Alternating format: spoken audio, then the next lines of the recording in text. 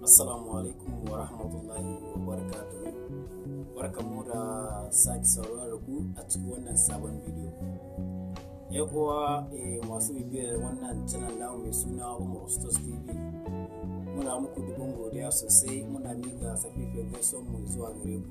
Mun gode sosai, ku ci gaba da kasancewa tare da mu insha Allah. A yau wannan bidiyo namu za mu ba mu wata kissa ne sosai mai tausayi, mai ban al'ajabi sosai. Wannan kissa tana da abin mamaki sosai. Akwai wani mai kuɗi, wani shahararren mai kuɗi na. To mai kuɗin nan marewaci na sosai, yana da rewa sosai. Baya son dala ta fita a gare shi ko da kaɗan. To kuma inda ya sa'a yana da mace mai kirki, mace mai ladabi da biyayya, tana jin magana ta sosai. To a waye gari sai wani almajiri ya zo bara a gidan wannan shahararren mai kudi attajiri sosai.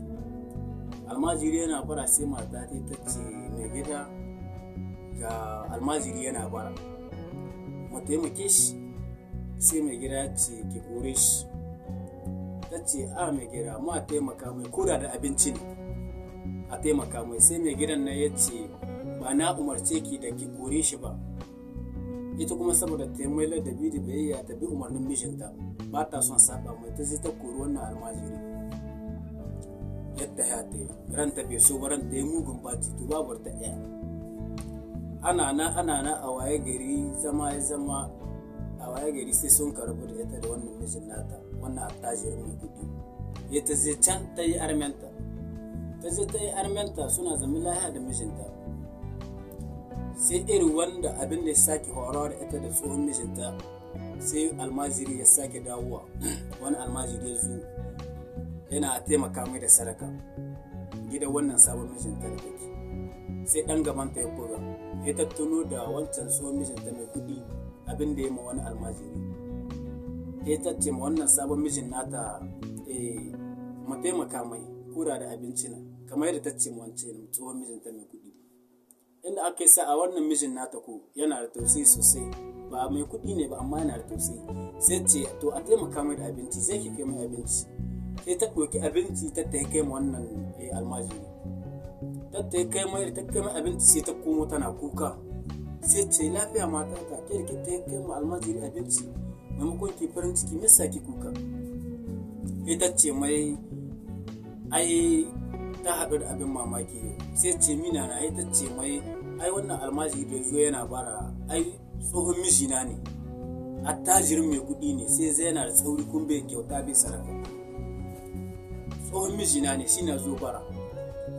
Sai shi kuma wannan sabon mijin nata, ku ji inda Allah ke iko ne, wannan sabon mijin nata sai yana ce mata to ai wancan almajirin da kun ka kora can wannan lokaci tun kina gidan tsohon mijinki mai kuɗi, ai ni na almajirin nan, ni na wanda ni zo mijin ce a kore ni ka a bani ko abinci, to ni na gashi.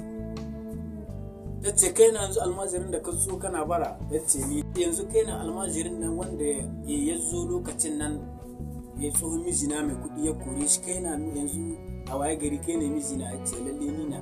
Shi kuma wancan tsohon mijin naki mai kuɗi ga da Allah ya da shi. To ku uwa mabibiya shafe mu, wannan kissa ni kuka fahimta a gare ta?